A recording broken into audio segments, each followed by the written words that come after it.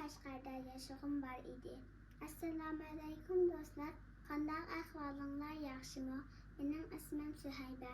Bu yil 7 yoshga kirdim. 2. sinfga chiqdim. Turkiyaning Ankara shahrida yashaymiz. Bir kuni akşam ikkimiz apamning 2 yonida yetib paranglashayotdik. Men tuyuqsiz apamning yig'layotganligini bayqadim. Apa, nima bo'ldi deb so'radim. Apam birden gap qilmay turib ketdi. Andin akanglarni sig'indim. U mu yanimizda bo'lgan bo'lsa dedi. Men apamning bundoq ko'ngli yerim bo'lganini xali ko'p qatim ko'rgan edim. Oxiri so'radim. Apa, nimishqa akamni mu billa ilib chiqmay tashlab qo'yding? deb so'radim men. Akanglarning pasporti yo'qdi, shunga dedi apam. Men burun pasportning nima ekanligini bilmaydim, lekin hozir bilaman. U bir davlatdan yana bir davlatga berish uchun ishlatiladigan narsa. Amsa Urumchida turaversang bo'lmamti? Menmu Urumchida tug'ildim andin. Akam vatanda Urumchida tug'ilgan. Men bo'lsa Anqarada tug'ilgan. Menmu vatanda tug'ilgan bo'lsamchu deb bek arzu qilardim. Seni tug'olmaydim bolam. Chunki 2dan ortiq bola tug'ishimizga yo'l qo'ymaydi. Agar meni u yerda tug'sang nima bo'ladi?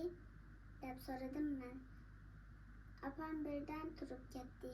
Andin bak qo'rqinchli ishlar bo'ladi bolam. Balki meni turmaga solib qo'yadi yoki seni mendan tortib oladi. Ben bek qo'rqib ketdim. Apamni chin quchoqlab yig'lab ketdim. Apam menga, qo'rqma, qara biz hozir nihoyatda yaxshi.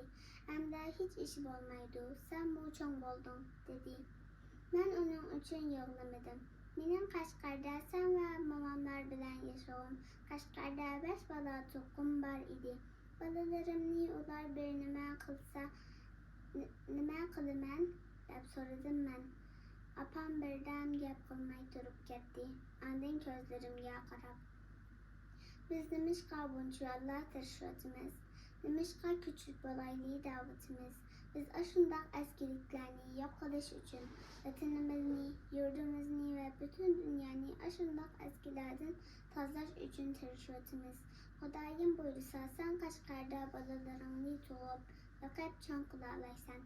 Menmu tang boqishib beraman, dedi apam. Men cho'qim tirishib, o'rganib, davlat raisi bo'laman. Odamlarning eski ishlarni qilishiga yo'l qo'ymayman. Xo'sh.